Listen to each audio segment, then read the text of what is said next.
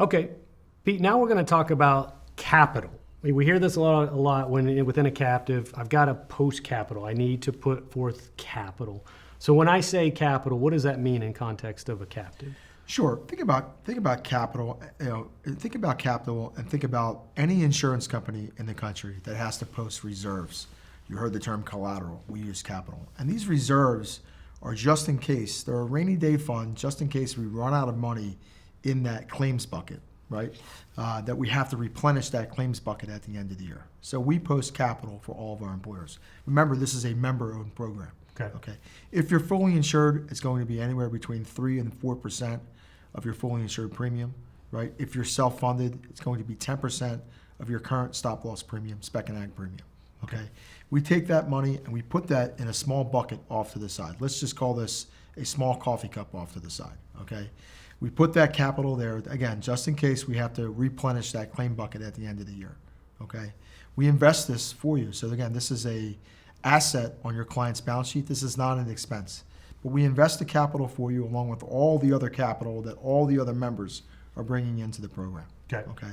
You will get this investment capital. You'll see the capital investment on what we call a capital notion report. Again, full transparency with everything here at Pareto. Well, you use the word capital and collateral.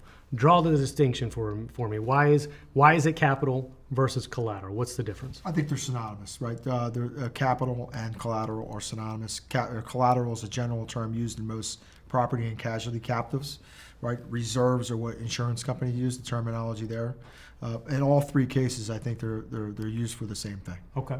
And then so you mentioned that it's an asset on the balance sheet and should be treated like that. So there is an opportunity for investment income, correct? And then that coffee cup that's set aside at the end of the year. What happens if there's money left in that coffee cup?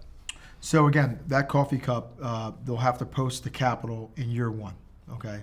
They'll also have to post capital in year two. Okay. Because halfway through year two, because of the run-out provision in the first year contract, that first year capital will get freed up, okay? This is our client's money, okay, and they choose to do what they want with this money. Most employers choose to roll year one capital into year three, right, and so forth. So roll year two capital into year four. So again, as an employer coming into the program, they'll have to post capital for the first 2 years, but God willing, not have to post any more capital after that. Sure. And then so what happens should a member, for whatever reason, decide to leave?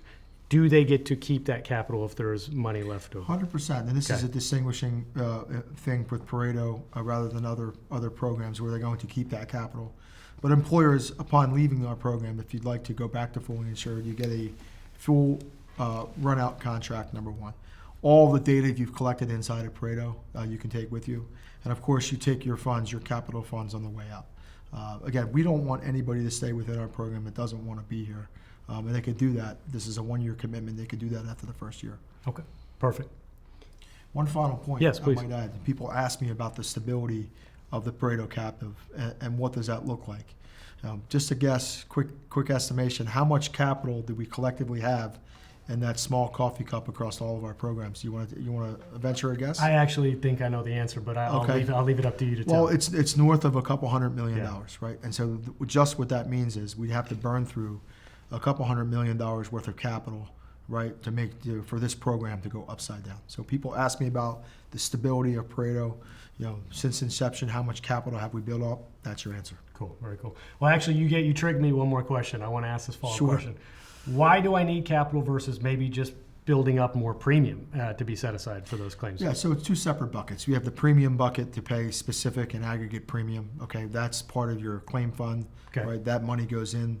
That risk-sharing element in the captive, along with all the other employers. Capital, a separate line item altogether. Right. So again, two separate pots for two separate things. Very cool.